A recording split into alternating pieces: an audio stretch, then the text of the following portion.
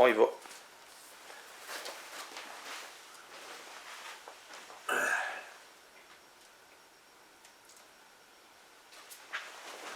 Okay.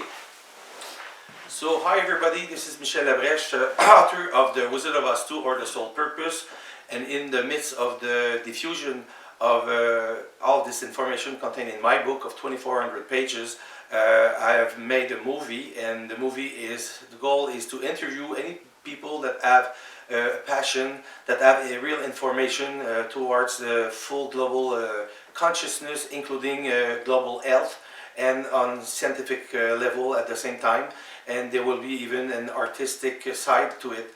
So in the midst of it, I'm meeting a lot of people where actually we are at the home of André Fauteau, who's owner of a review, a magazine that is called the Maison du 21e siècle, so the 21st century homes. I don't know if it's translated like this in English, it is. So hi André, and today we're here to discuss and talk about full global health and the impact of what we call ELF and the smog, either chemical or electrical, that has an impact on people, and because of the environment that has become very hostile towards us, what can we do to protect us about that? So can you disclose to us what is exactly the goal of your magazine, Les Maisons du 21e siècle, so 21st century home? Yeah, I launched my magazine in 1994. It used to be a newsletter. It's on healthy and sustainable housing. And I began as a journalist at the Montreal Gazette Daily in 1988, where I wrote about a little girl who had leukemia. And since then, back then also I had severe backaches myself, so the link to investigate health and the underlying causes was very important in my life personally. And that's when I started hearing that pesticides and magnetic fields were highly suspected of triggering leukemia in children. And around '89, I spoke to David O. Carpenter, who's the co-author of the Bioinitiative Report, which was a review of all the different studies on the health impacts of electromagnetic fields. And Dr. Carpenter had been hired by the state of New York to head the New York Power Lines project, which was a study, one of the studies he managed was the one that confirmed this link with leukemia in children in 1983. And the link to Quebec was that in James Bay we wanted to send our power to New York State, and the power line was not built because of that study. And so after that I met Andrew Mikrowski of PACE in Ottawa, who is the first who really taught me the most about magnetic fields. And you mentioned ELF, Michel. There's ELF and RFs. ELF is extremely low frequencies, the 60 hertz, the power that the companies deliver and that we use in our homes. And the RF is radio frequency, including the microwaves. So that's what all the TV and radio antennas broadcast, and of course all our wireless devices. But I don't know if you know that ever since The telegram? When the telegraph was invented, that's when the electro-hypersensitivity symptoms began, with the telegraph and then with radar and all the different wireless technologies in the 20th century. But since the 18th century, when even natural electricity was captured and used, people used to line up holding hands to get electric shock. They thought it was really funny back then. Yeah, so the thing is this, you're saying that the telegraph was the first thing, and then the radar, because as I understand, the radar has an impact on mankind, in the sense that since radar are being used, they are interacting with the eco-environment, and since humanity is part of that, then there's a direct effect on us. And one thing that I want to point out is that if you want to have, let's say, a windmill, okay, and you want to introduce this into your backyard, basically, do you know who is the first person you have to call? You have to call in the army. You have Because- to call the city to get a permit first. Yeah, but no, before that, it's the army. If the army doesn't give their authorization, you can't do this, even if the city would say yes. For a wind And turbine? Yeah, and In you know why? Canada? You know why? Andrew McCroskey told me because the turbine is causing an effect that is masking the effect of the radar. Interference. Yes, a lot of interference. And he says, to that matter, it's creating a lot of pollution where anybody who is sound of mind would thought that, oh, the windmills, the turbines would not impacting on human being, but it does. Actually, and it does I have with the an wildlife, article. with the wildlife too, with the birds and stuff like that. Yeah, no, but it's the frequencies that are sent by the utilities in the ground, but also the infrasounds. I just wrote an article based on Magda Havis's work. She teaches in Ontario at Trent University, and it'll be published this summer on my website and in the magazine. Many people are sick because of wind turbines. Yeah, so the thing is this, is that we have to protect ourselves with any technology that mankind is putting forward, and technically at first glance seems to be okay, but in all, the real no impact with the environment machine, it does not exist, because each time we think that we have something that does not pollute chemically, then it does, but electromagnetically. And if it doesn't on the electromagnetic field, then it would be like the waves or the ultrasound or things like that, like a RF in the microwaves, because they are very, very high frequency. Of course, it's like when you throw a rock in the lake, you're going to create waves. Mankind bringing in any intervention, it could be your thoughts, your actions, you're going to have an impact.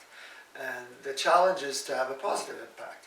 And that's the mission I gave myself when I started interviewing people like Dr. William J. Ray in Dallas, who's the world's foremost authority in environmental medicine. He's cured or helped people regain their health, their creativity. He sees them sometimes 20 years later, and he says, yeah, this lady, she was better, but she came back, and she went back to her old toxic lifestyle, so she came back to my office 20, 25 years later. So the solution is simple. You have to Change your behavior. increase your frequency, be more in love and helping out others, stay away from fear and anger, but clean up your environment. It's the first thing. Clean air, clean water, clean the soil, clean your food, and Clean your mind. clean your mind, clean your Okay. soul. Yeah. Absolutely. Yeah, so one thing I want to point out is that Dr. McCroskey sent me a document that I will give you forward, and it says that life feeds on negative entropy. And what it says, it shows a diagram, and then we have very low frequency, like between 0 and 20 hertz, and all the emotion, like fear, and if you have jealousy and envy and doubt and all this, it's really creating a very to the right pattern red array, whereas of love and all of the right one is in the blue, and it's very, very high and much more higher than what is consuming us. So basically, we have to protect ourselves from anything that would be entering on us, either at a mental level, at our soul level with negative emotion, and in our physical body with what we have, the smog and ELF and stuff like that, and this is where you come in. Yeah, I think it has to do with your self-worth also. If you're always in anger and in fear, you're forgetting that you have a reason to be here. Each human being has a mission. We're all here for a reason, and we just have to calm down and ask life, what is my mission, and how can I help? How can I serve others? Yeah, so your life purpose, and once you have identified that, you can maybe step out of your programmation that was set forth in motion when you did incarnate in this physical body. And of course, some people would say, well, through reincarnation, we can have a better self and come back and be better. And that's a thought, or that's a system of belief, as per some person says. It's the power of choice. Of course. So basically, you're pointing this out. A nice movie was done by Jacques Fresco, who's heading the Fitness Project, and it's the choice is ours. And the choice is ours to establish what is right in front of us, the actual situation that was created by our forefathers, people that came in before us, and we stepped in their shoe.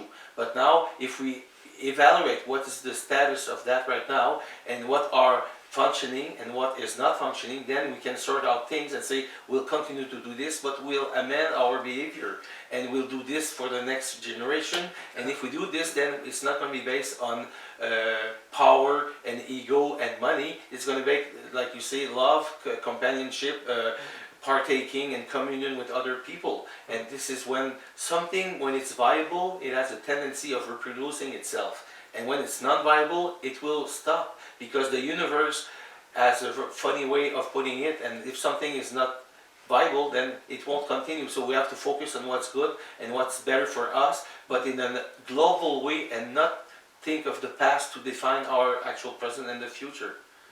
So to that matter, I want to introduce, we talk in French and then we talk about, Fukuyama and Fukushima, sorry. And the Fukushima problem exactly is a good example of people wanting to save money, and by doing so they are not respecting some scope of the architecture. Design standards. Yes, and because of that, we know they are in Japan hit by a lot of tsunamis and earthquake and stuff like that, and now they are stuck with leaks of pollution, radiation from the nuclear plant. And we have here with the smart meter here in Canada. And it's not radioactive, the smart meter, but it's causing a pollution that is making people and affecting them, and they become electrosensible and sensitive. And basically, so we have to protect ourselves. So how can we do this? What are the products or the way people can build homes that will be a better protection to have a better isolation? Tell us about that. Among my greatest inspirations is the Building Biology Institute from Germany, but also based in the US and around the world. Or in German, it's Baubiology, B-A-U. It's very simple. Build as natural as possible. Renovate, decorate as natural as possible. If we get closer to nature, there can be arsenic and pollutants in nature, of course, radon, but in general, the closer you get to nature, the better you'll be. So eat organic as much as possible. It's very important because there's so much Roundup everywhere. Roundup is a pesticide, a herbicide, which is really harming humanity. It's terrible. So it's very important to eat organic, certified organic. And what do you think about the modified genetically? Well, GMOs, that's it. If you're buying organic, you know it's GMO free. It's not modified genetically. And clean water, test your water, be sure that it's clean or filter it. In terms of homes, we need to ventilate. In cold climate, we use heat recovery ventilators. If they're well designed, well installed, there's no problem. Very easy to maintain, very energy efficient. And once you have clean materials and good ventilation, you can build extremely airtight and insulated homes based on the passive standard, a German standard, inspired by Canada. We had Saskatoon. In the 70s, we had a house that reduced energy loss and requirements for heating by about 90%. That's what the Germans are doing. Here in our cold climate, in Quebec, we have cheap electricity, so we may target 70%. Everybody should do it. It's cost effective to do it right now. In the US, 80-90%. It's cost effective now, or it will be very soon. So especially if you have gas or oil, I recommend you don't use it. You go towards electricity, but it depends how much you're paying. But with heat pumps today, they're so efficient, so clean. It's worthwhile going towards biomass and electric heating. Get away from oil heating right now. Gas, down the road, we should all avoid natural gas. It's very pollutant. Just for the fumes, just for the fumes, it's very bad for our brain and stuff like that. People who are and chemically sensitive, they're both very often, 80% of them are sensitive to chemicals and to EMFs, also to molds. Dr. Ray in Dallas explained that these people cannot be in homes which are heated with gas or oil, or for that matter, even with wood. Many people don't tolerate it because the smoke comes back into the house.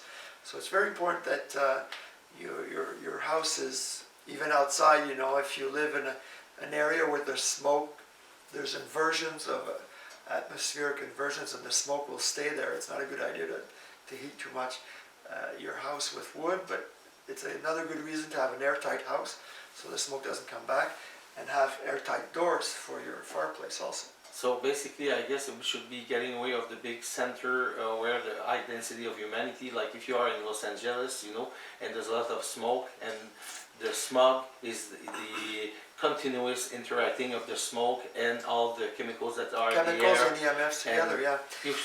You've seen this in some ads, where you see a girl walking to a dispenser of oxygen, and she puts 25 cents like if she would make me a phone call, and then she just breathes real air for about 5-10 seconds, and then she's back on her feet. But I noticed, by the way, that next door is a home that is a Hong Kong homes, and it's like a home that is, I think it's Sweden or something like that, and it's from Finland, and the Norways or whatever, and the Netherlands. And basically, they have a way of building, so it has a lesser impact and it's more natural than, it's a log home. It's a log home, but well designed. Yeah, you mentioned cities. It's a shame because more and more people are living in cities. We have to restore cities. We have to plant more vegetation. But it's a real shame that there are mega cities like LA and Shanghai where people can't breathe the air. It's really terrible. And log homes are in harmony with the principles of building biology. It's a thermal mass. It will breathe vapor. And they're healthy homes. I have a mass fireplace, by the way, at my home. Masonry. Masonry is really good, and it's based on the principle in Norway where they have huge stone, and they just put some kind of something to block it, and the stone accumulates the energy from the sun, and during the summer and in the winter it radiates, and the bigger the mass is, the bigger it can condense. So they just keep this inside, and then it can eat your full house. So most people are taking more and more innovation and stuff like that to have a better life. And this is what we have to do, to have a communion between people sharing information. So this information is accessible to anybody who wants to go into the consciousness, pure core of consciousness, will act at any level, in your mind, in your soul, in your body, and you'll be more independent and isolated in a sense from what are the outside barrier that has a negative impact on you, but you'll have a blossoming of your inside because you'll be able to share and to communicate with others. And then since this is in synchronicity with other people, we will be able to build up something else on the ashes of the old civilization, because what is actually undergone is something that we're heading towards a wall, and we're going to hit the wall, and then it's all going to disappear because nothing of that is viable, like I used to say. So basically, what would you add to your actual interview to forward something Well, you else? mentioned many things I'd like to emphasize in terms of heating. You mentioned masonry heaters. In most climates, unless they're very cold, like Montreal and north, homes can be heated only with passive solar design, so good orientation of windows and good insulation and airtightness. And wood heating, if you have a highly clean burning masonry heater, for instance, you don't need to buy energy from the outside. And so self-sufficiency in terms of housing, in terms of energy, in terms of food, that's the future. Collaborating together and discussing all these issues with you reminds me of Abraham, which is an energy channeled by Esther Hicks. She's the lady behind this movement of The Secret and all that. It's the law of attraction. It's a CD I love to listen to and really influenced me a lot. Our thoughts, our words, our actions, our emotions, they're all a boomerang. They're all going to come back to us. We're the first one impacted, but it has an impact on humanity. So it's very important to be conscious of all these these little rocks we throw in the universe. So I would say that to have a conscious mind implicates that you would have a clear channel of communication between your ego here and your multidimensionality on a higher self level. And if you do this, then you won't be stuck with an array of thoughts, of negative thoughts that are blocking you of evolving, okay? And if this descend into your soul, then instead of having all sorts of negative emotion, you'll be filled with love, but like with capital L, or unconditional love, or a real osmosis of energy exchanging with the exterior, and then it will be a projection of your interior towards the exterior, whereas of when you have negative emotion, it's the exterior coming into yourself and contaminating you. So basically when this descends in your etheric body, your vital body, then you'll be like more strong and less electrosensible. And when this descends in your physical body, you'll be of full health, because you will have technologies that would enable you of really blossoming instead of being like put down, okay? And it's important what you mentioned in terms of curing environmental diseases like environmental hypersensitivities, chronic fatigue, fibromyalgia, cancer, all that. The spiritual and psychological aspects are fundamental. You know, it's not the sole and first cause of disease. Emotions, but they play in all diseases, but it's not the cause of electrosensitivity. We know that it's concussions, it's carbon monoxide, it's pesticides, it's mold, it's EMFs. But the few people that I know who did recover from especially electrosensitivity, besides cleaning up their food, their air and all that, working on their soul, their emotions is really fundamental. One of the most powerful tools is the Hawaiian Ho'oponopono. Just repeating anytime you're stressed or sad, I love you, I'm sorry, please forgive me, thank you. Gratitude is one of the most powerful things that's available to us. Gratitude reminds me everything, the universe is so generous towards me. Gratitude also for what I've created that's positive, for the people around me. That's what gets me away from fear. The only time I was really sick myself is when I was working too hard. I nearly died from an appendicitis. You know what's that? And since then, I've gone away from all that. Yeah, but you said you were working. You say you were working too hard.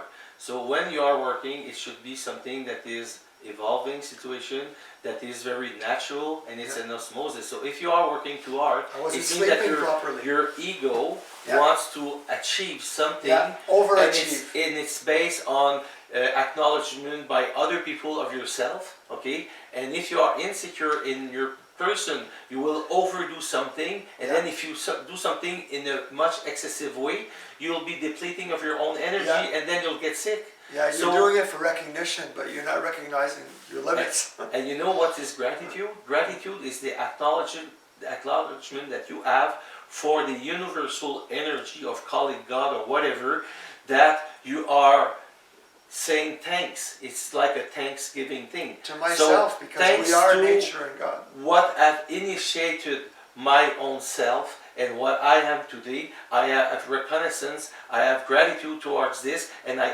acknowledge that there was a source and I'm issued from that source. And what I am from that source is not taken over by my ego, who is self-centered, but as a way of saying, it's normal to thank the origin that was at the origin of your own creation. David Suzuki says, we are nature, we are water, we are the air. I am God. The source is in me, it's in you. Well, you know what? I will precise your thought or your communication with yourself, because when you say you are God, I would say you are a part, you are a partial, you are a spark of the Almighty God that we say that does exist. And if you are one tiny little nano part of that immense but infinite thing, it means 1 on infinite times infinite equals infinite. Mathematically, it should be 1 on infinite times infinite equals 1. And when you are you are one with the one, and because of that, you can be the drop in the water in the sea, and you can be the sea at the same time, because it's all undifferentiated, and it's all one thing. Because if we know how to share with others, we'll realize that there is no separation and boundaries. There is, but it's a very big illusion, but it's a strong illusion, but we can go about that, and we can do apart that, and when we do link with others, then this is when we have the sense of a community, but in consciousness. Mandela was one of my great inspirations also, because forgiveness and partnering with your enemy, that's one of the most powerful things you can do. You know why? Because when you are forgiving the other, you're forgiving yourself. And if you are not forgiving, what does happen is that you have a grudge. And if you have a grudge, it put in place a stimuli, a memory link. And then this creates karma. So if you want to be karma-free, electrically neutral, you have to forgive. And if you, in the word forgive, you have for and you have give. So it's to give, so to give back what has been the link between the two of us. So we have to give a lot of love to Donald Trump. Exactly. So to that matter, I was talking to you, and then you were saying, Michel, we have to protect ourselves, we have to have good construction, good technologies, and there are some very good technologies in the field of medicine, like George Lakhovsky, that invented the machine, and while Raymond Rife in the 1930s and 40s. But those machines are coming back up to the surface because a lot of people are working on those, and oscillator and waves and the sound and the frequency. And biogeometry is a great art of healing also. You should look into that. Biogeometry. Well, you know, one person who talked a lot about that is Grabovoi in Russia. He's kind of a shamanic person, and he talks about the function and the link between the numbers, the form, the sound, the dates, and it all makes sense. It's like a big Rubik's Cube, okay? And if you know how to figure this out, I will write a book, very scientific, and I have a formula that works with cubes and that define the X, Y, Z axis of three-dimensionality. I'll show you my biogeometric cubes here. Okay, very good. And you know, when you say we have to have good products, I have one of my friends is distributing Baobab. And Baobab is a tree, the biggest tree in the world. It takes 170 persons for one of the tree to people get around that tree. And the tree lives 6,000 years. So that tree was around when Christ was around, and before that, 3,000 years before. So if the contents, the ingredient of the tree can make the tree live for 6,000 years, maybe if we intake a bit of it and drink a bit of it, then this drink should be, I think, do like the royal jelly of the bees and stuff like that. I want to drink it. Okay, so I'll give you a shot, and I'll show you what it looks like. And it's new on the market in the last month. And they just signed a very big chain, IGA, and they're going to be and Sotheby's, and they're going to be distributing that in Canada. So that's really interesting. So I think we have concluded our interview, and for that matter, do you have something to put else to our viewers to say to them in the well, I have English articles on my website, Maison, MAISONSAINE.ca/English, and you'll see many articles on electrosmog that I translated. Okay, so we'll hear about you, and then in the center that I want to form in the Laurentian of Montreal, wellness center, but acts on consciousness, and there's no other premises that hold that logo. We'll have workshops, and we'll make seminars, and we'll do conferences, and you'll be one of our guests, because I say that I think you're really elevated, and you have a lot of interconnection done. You're kind of the Facebook on two legs, and you're interacting with a lot of people with studies and scientific mind to have a better health and to have a better global consciousness that can just express itself to the better means of humanity. So, looking forward to going to your center and thank meeting you. people there. Thank you, André. It was a pleasure. Thank you. Merci. Bon, ben tu vois, regarde, on vient de faire 31 minutes. Merveilleux. C'est le fun, puis regarde, on apprend à se découvrir, parce que là, on se connaissait pas plus que ça, mais moi, après une heure avec toi, là, tu joues au tennis, tu as parlé de ton affaire, Joe Dispenza, au Pono. Là, je suis en train de te placer, là, puis c'est le fun. Je pense qu'on est complémentaires. Ben oui. Tu suis ta passion, c'est beau ce que tu fais. Toi, ça, c'est parfait.